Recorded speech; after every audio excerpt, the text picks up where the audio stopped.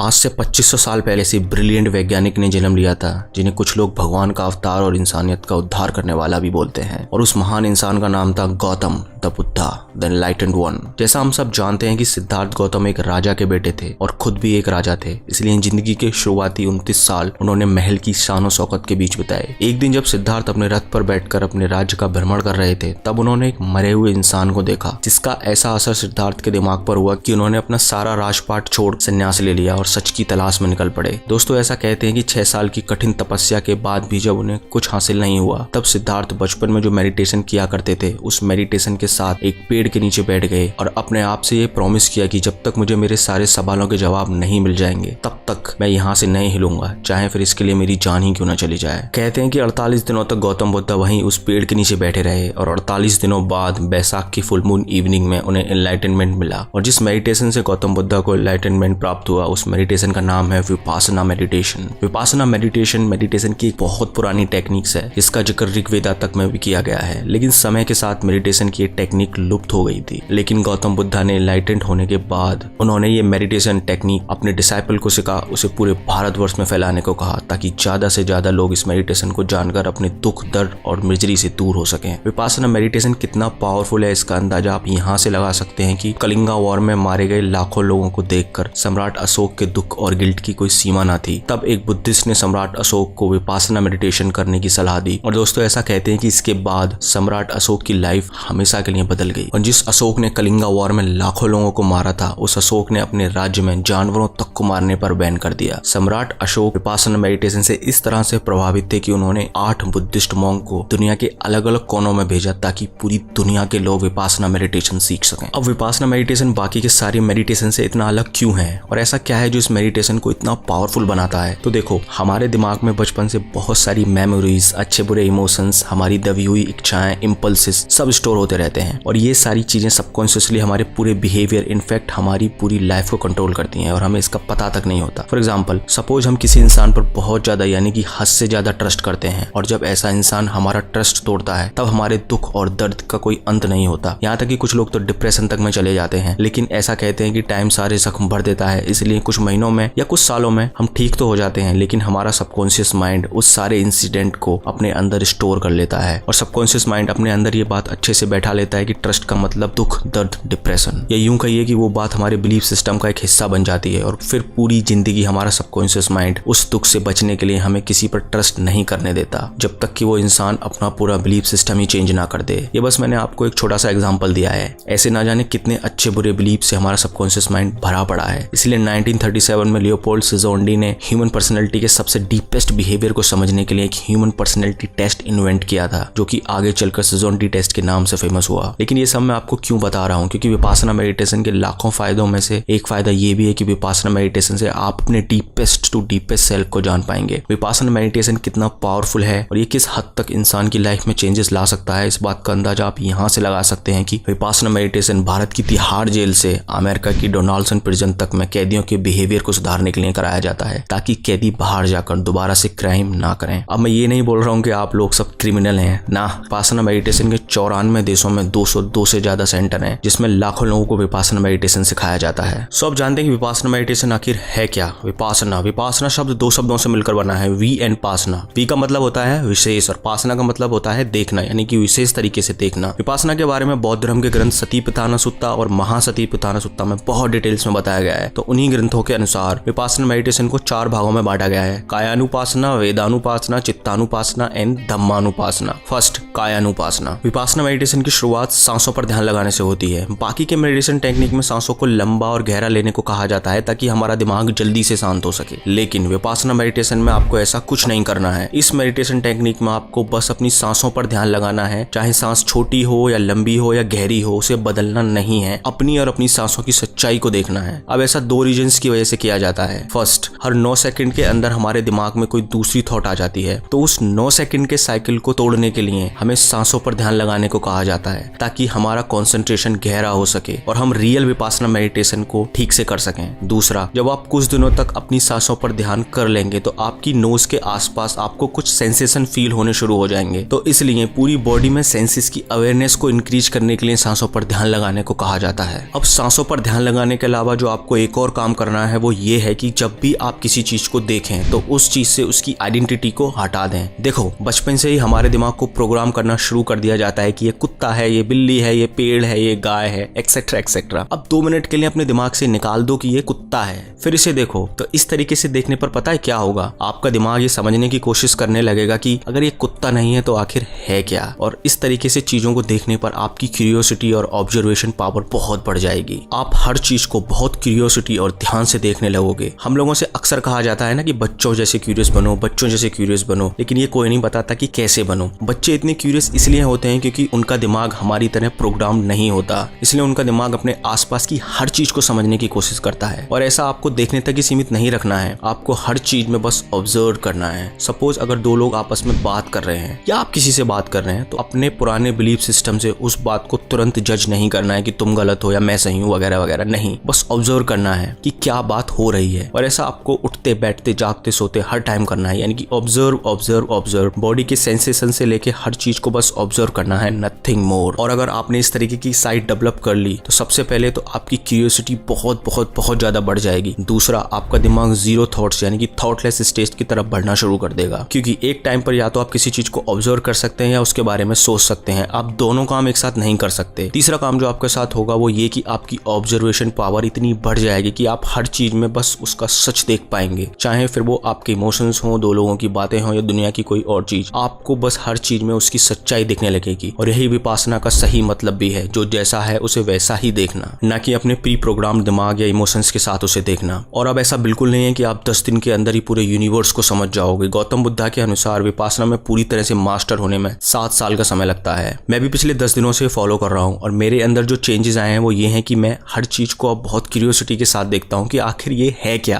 और सेकंड, मुझे हर चीज को देखकर अब ग्रेटिट्यूड की फीलिंग आने लगी है, क्योंकि अब मैं अपने दिमाग से बाहर निकलकर अपने आसपास की दुनिया को ऑब्जर्व कर रहा हूँ, जो कि बहुत खूबसूरत है। तीसरा एक्सपीरियंस जो इस तरह से देखने का मुझे हुआ है वो ये कि मुझे फील होने लगा है कि I know nothing about this vast universe. सड़क पर पड़े पत्थर को देखकर ये बोल देना कि ये पत्थर है बहुत आसान है। अगर उसी पत्थर से उसकी आइडेंटिटी हटा दी कि ये पत्थर है तो घंटों तक उस पत्थर को देखते रह जाओगे, लेकिन ये समझ नहीं पाओगे कि आखिर है क्या। देखो, मैं इस एक्सपीरियंस को वर्ड्स में पूरी तरीके से नहीं समझा सकता, क्योंकि वर्ड्स की अपनी एक लिमिटेशन होती है। आप इस चीज को खुद से एक्सपीरियंस करें और मैं आपको गारंटी दे सकता हूँ कि ये सच में एक बहुत कमाल का एक्सपीरियंस है। सेकंड है वेदानुपासना। वेदना यानी कि फीलिंग्स, विपासना यानी कि विशेष तरीके से देखना, यानी फीलिंग्स को विशेष तरीके से देखना। विपासना मेडिटेशन सेंटर्स या जेल में जो विपासना मेडिटेशन प्रैक्टिस कराई जाती है वो यही वेदानुपासना प्रैक्टिस कराई जाती है, क्योंकि हम और हमारा दिमाग फीलिंग्स के साथ बहुत जुड़े हुए होते हैं और हमारा दिमाग हर तरीके की फीलिंग्स पर रिएक्ट करना चाहता है। फॉर एग्जाम्पल, अगर हमें गुस्सा आता है तो हम गुस्से के हिसाब से रिएक्ट करते हैं। अगर हमें किसी चीज से अच्छी फीलिंग्स आती हैं तो हम उस फीलिंग्स को प्रोलॉन्ग करना चाहते हैं। या फिर अगर जब हमें दुख दर्द की फीलिंग होती है तो हमारा दिमाग उस फीलिंग से जल्दी निकलना चाहता है। कहने का मतलब ये है कि हमारे दिमाग में आने वाली हर थॉट पर हमारा दिमाग रिएक्ट करना चाहता है और इसी की वजह से हम अपनी इमोशंस के गुलाम बनकर रह जाते हैं। सो इसीलिए विपासना मेडिटेशन सेंटर और जेल में विपासना मेडिटेशन के कोर्सेज के दौरान एक इंसान को लगभग दिन के 11 घंटे मेडिटेशन करना होता है। अब आप खुद सोचो, 20 मिनट एक जगह बैठने पर हमारी हालत खराब होने लगती है, तो 11 घंटे मेडिटेशन करने में कितना दर्द होता होगा। और यही इस वेदानुपासना मेडिटेशन की ट्रिक है कि आपको उस 11 घंटे में होने वाले दर्द पर कुछ रिएक्ट नहीं करना, बस उसे ऑब्जर्व करना है कहाँ दर्द हो रहा है। जैसे ही आप उस दर्द को थोड़ी देर ऑब्जर्व करोगे, दर्द खत्म हो जाएगा, फिर बॉडी के किसी दूसरे पार्ट में दर्द होना शुरू हो जाएगा। जब आप उस दर्द को भी थोड़ी देर ऑब्जर्व करोगे तो वो दर्द भी खत्म हो जाएगा। इसी तरह से आपको अपनी हर फीलिंग के साथ करना होता है, चाहे वो फीलिंग्स गुस्से की हो, दुख की हो, दर्द की हो या अच्छी फीलिंग हो। जब आप इस मेडिटेशन में मास्टर हो जाओगे तो आप अपने आप में और अपनी फीलिंग्स में डिफरेंस कर पाओगे और आप समझ जाओगे कि feelings and emotions are temporary. इस स्टेट में आपको कोई भी थॉट, कोई भी इमोशंस परेशान नहीं कर सकते। आपके अंदर समता की भावना आ जाएगी, यानी कि आपका अपने ऊपर पूरा कंट्रोल हो जाएगा। आप समझ जाओगे कि I am not my thoughts and emotions. इसलिए जेल में वेदानुपासना मेडिटेशन कराया जाता है ताकि कैदी अपने आप में और अपने इमोशंस और फीलिंग्स में डिफरेंस कर पाएं और अपनी फीलिंग्स के बस में आकर कोई उल्टा सीधा काम ना करें। हम अपनी फीलिंग्स और इमोशंस से किस तरह से चिपके हुए होते हैं, इस बात को the subtle art of not giving आगे आप समझ गए होंगे कि ऑथर मार्क मैंसन ने अपने topic feedback loop from hello में बहुत ही खूबसूरत तरीके से बताया है कि लेट्स सपोज हमें एक बहुत छोटी सी बात पर गुस्सा आया और तभी हमें ये रियलाइज होता है कि यार ये तो बहुत छोटी सी बात है, मैं इस बात पर गुस्सा कैसे हो सकता हूँ। सो जैसे ही आपको ये रियलाइज होगा कि आप बहुत बेकार सी बात पर गुस्सा हो रहे हैं, तब आपको फिर और गुस्सा आएगा। गुस्सा उस बात पर नहीं जो आपके साथ हुई है, गुस्सा आपको आएगा कि मैं किस तरीके का इंसान हूँ यार जो छोटी छोटी बातों पर गुस्सा करता हूँ। यानी कि आप रियल इंसिडेंट जो आपके साथ हुआ है उसे छोड़कर अपने गुस्सा पर गुस्सा करने लगोगे, जिसे author feedback loop from the hell कहते हैं। सो वेदानुपासना के अनुसार जैसे ही आपको गुस्सा आया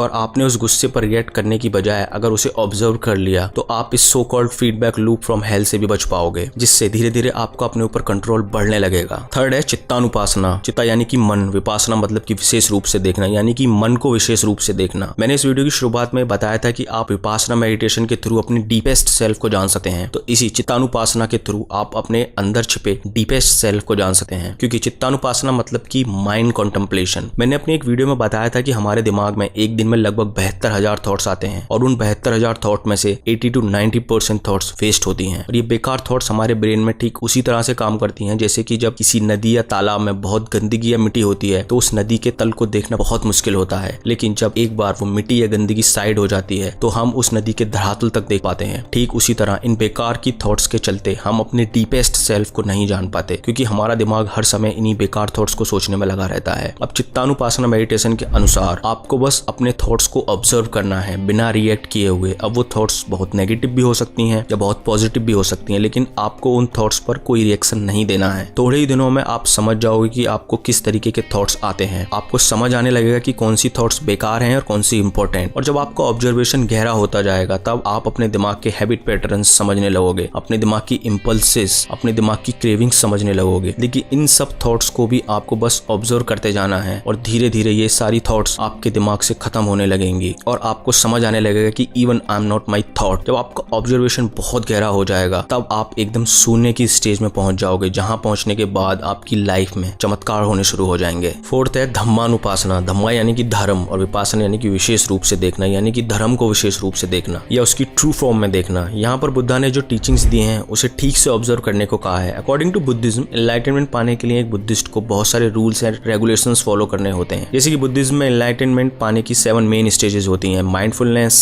investigation of the nature of reality, energy, Joy of rapture, relaxation और ट्रैंक्विलिटी, कंसंट्रेशन एंड इक्विनिमिटी। लेकिन एनलाइटनमेंट के लिए सनातन धर्म में 8 स्टेजेस होती हैं: यम, नियम, आसन, प्राणायाम, प्रत्याहार, धरना, ध्यान और समाधि। और इन स्टेजेस के अलावा काफी योग होते हैं जैसे कि भक्ति योगा, कर्म योगा, जिन्हें फॉलो करके एक इंसान एब्सोल्यूट में विलीन हो सकता है। ऐसे ही अलग अलग धर्म के अपने अलग अलग रूल्स एंड रेगुलेशंस होते हैं। इस बात से मुझे स्वामी विवेकानंद के जीवन की एक घटना याद आ गई। उनसे एक बार किसी ने पूछा कि Swami ji what is religion? तब उन्होंने कहा कि रिलीजन इज द रियलाइजेशन। जिस भी धर्म को आप फॉलो करते हो, क्या आपने उस धर्म को रियलाइज किया है? क्या आपने उस धर्म को खुद से एक्सपीरियंस किया है? जिस दिन आपको ये रियलाइज हो जाएगा उस दिन सारे रिलीजन आपको एक जैसे लगने लगेंगे। सो दैट्स ऑल दोस्तों, इस वीडियो के लिए इतना ही। वीडियो अच्छी लगी हो तो लाइक करें, सब्सक्राइब करें। अब इतना सब कुछ कर दिया है तो शेयर भी कर दें। Thank you so